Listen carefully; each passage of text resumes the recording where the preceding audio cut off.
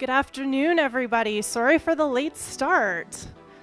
My name is Rochelle Saunders. For those of you who don't know me, I am a member of the Greater Edmonton Skeptic Society and one of the people who organized LogiCON today. I'm one of the LogiCON coordinators. So I just wanted to say hello and thank you all for coming. And I have a couple of people and a couple of businesses I would really like to thank before we get started with our keynote presentation. So first of all, I really need to thank Telus World of Science. They really came to the plate for us and provided us with this great venue. So I'd like to just quickly give them a round of applause. They've been absolutely fabulous. They've let us use their Star Theater for our keynote today. They've given us their classroom space, and they've just been helpful throughout this entire process. So we're really, really grateful to them. Without their support, this event could not have been the success I think it's been. So that's awesome. I would also really like to thank the crew of Skeptically Speaking, Desiree Schell, K.O. Myers, Ryan Broomsgrove. You guys have been fabulous and very, very helpful throughout the entire process. Thank you so much. I'd like to thank quickly the James Randi Educational Society, who is one of our sponsors for this event, the Business and Beyond Toastmasters Club, who was a sponsor, Grassroots Skeptics, who has provided us support from the very beginning. And very, very quickly, I would just like the members of the LogiCON coordinating committee to stand up. That would be Sean We met if he's in the room, Ryan Bromsgrove, Mark Julian, Abdwa, Rodrigo de la Jara. Stand up, guys. Where you at? John Woolley. John, where are you? Where are you? Okay, so we have been planning this event for quite a while, and we hope that you guys have had a great time and will continue to have a great time for this afternoon. This event would not have come together without their hard work. We have spent some late nights and a lot of time together making sure that everything came together, so thank you very much. Thank you. Thanks. And now without further ado, because you guys didn't come to hear me talk, you came to hear Daniel Loxton, who I am very, very pleased that we could present as our keynote speaker today. I am so excited for Daniel. And for those of you who don't know, he is the author and a primary illustrator behind the children's book Evolution: How We and All Living Things Came to Be, which was nominated for the 2011 Silver Birch Award. And if you have not read this book, please pick it up. We're actually going to have some copies, and Daniel will be willing to sign those copies outside after the presentation and the Q&A. They're $20. Exact change, we don't have any change. But if you haven't read the book, it's absolutely fabulous. I highly recommend you pick one up, especially if you have some young kids in your life who are interested in evolution, who are interested in biology. It's really great. Daniel's also the editor of Junior Skeptic, which is the kids section in my personal favorite section in the Skeptic magazine, and a prolific science and skeptical writer in both magazines and blogs, including Skeptic Magazine, eSkeptic, and Skeptic Blog. So without further ado, I'd like to present the keynote from Daniel Loxton, The Reasonableness of Weird Things.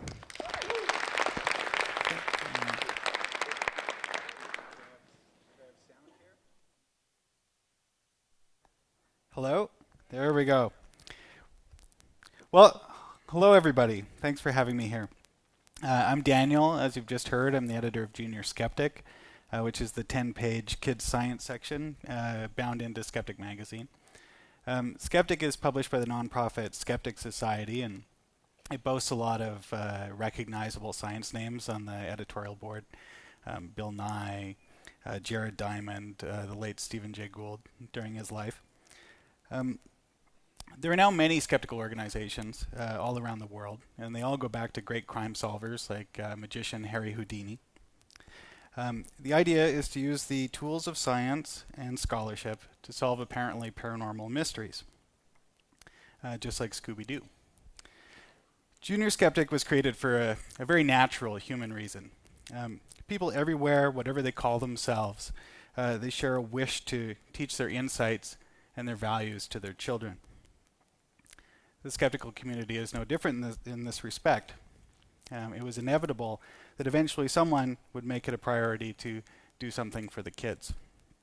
The Skeptic Society is one of the first organizations to put funding behind this impulse, and so we have Junior Skeptic.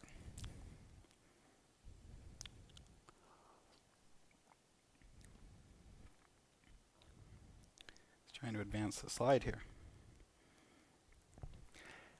In interviews, I'm often asked, does this mean that you're trying to indoctrinate kids? That's actually a fair question, I think, but The answer is no.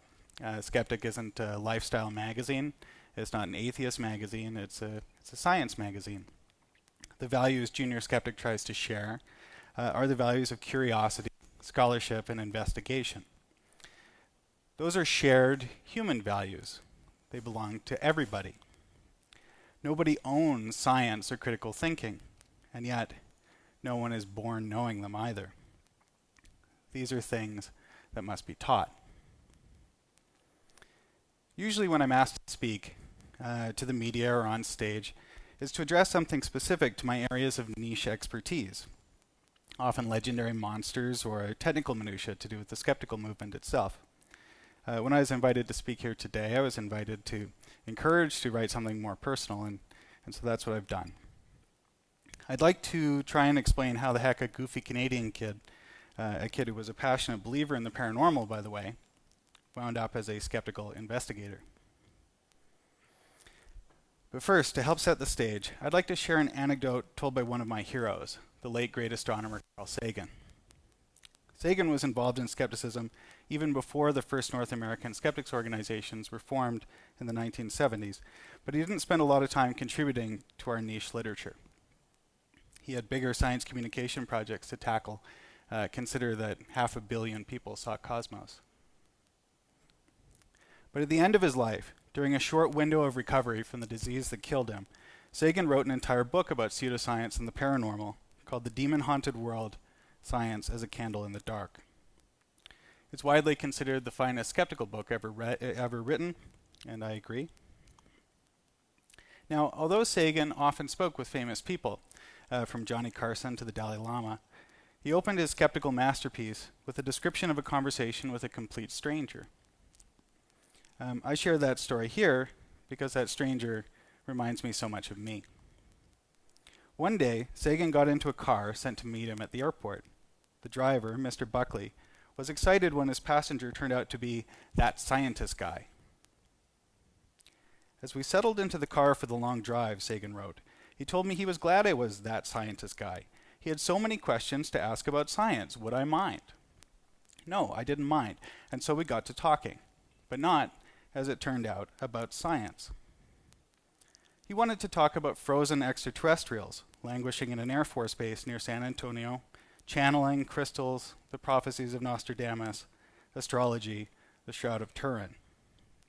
He introduced each portentous subject with buoyant enthusiasm. Each time I had to disappoint him. The evidence is crummy, I kept saying. There's a much simpler explanation. This may sound familiar to you. Quite a few people have had an awkward experience of this sort, perhaps cornered by that well-meaning relative at the family reunion. It could even be that you've edged away from a conversation like that, thinking, wow, this person is sort of a nut. Dismissiveness is a human sort of response between people with different views, but it is not terribly fair. Sagan's approach was a little different. He talked to Mr. Buckley at length about Buckley's passionate interests, about his knowledge of mainstream science. And Sagan came away understanding the situation a lot better. The taxi driver believed a lot of things that scientists know to be factually incorrect, but he was not a nut, not stupid, and not intellectually lazy. Quite the opposite. He was bright, reasonable, and well-read. The problem was that he was reading the wrong stuff.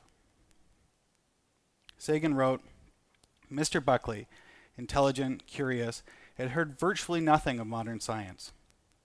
He had a natural appetite for the wonders of the universe. He wanted to know about science. It's just that all the science had gotten filtered out before it reached him. Sagan considered this a failure of our culture. He felt that this man had been cheated out of something beautiful, something he hungered for and deserved. He was cheated out of his chance to appreciate the true majesty and mystery of creation, of the universe. As a theme I'd like to emphasize today, science literacy, critical thinking, skepticism, all these are things that must be taught. It doesn't matter how clever we are. It doesn't matter how we identify ourselves. At the end of the day, we're at the mercy of our sources. Our beliefs are only as accurate as the information we have to work with. So I'd like to share some of my own story and explain how I wound up as a professional skeptic. I certainly didn't start that way. It amuses me sometimes to think of pioneering skeptics like magician James Randi, springing ready-made from the egg, two-fisted, square-jawed, and ready to fight crime. But that's not how things work in real life, or at least not how they worked in mine. I grew up in an Airstream trailer. My family spent winters in Victoria, British Columbia, because my dad's an Aussie and he can't hack the real Canada. We just find a beach somewhere and pull up the trailer, and presto, we were home. Something happened on one of those beaches, something that shaped my career to this day. I'll come back to that, but I'll give you a hint.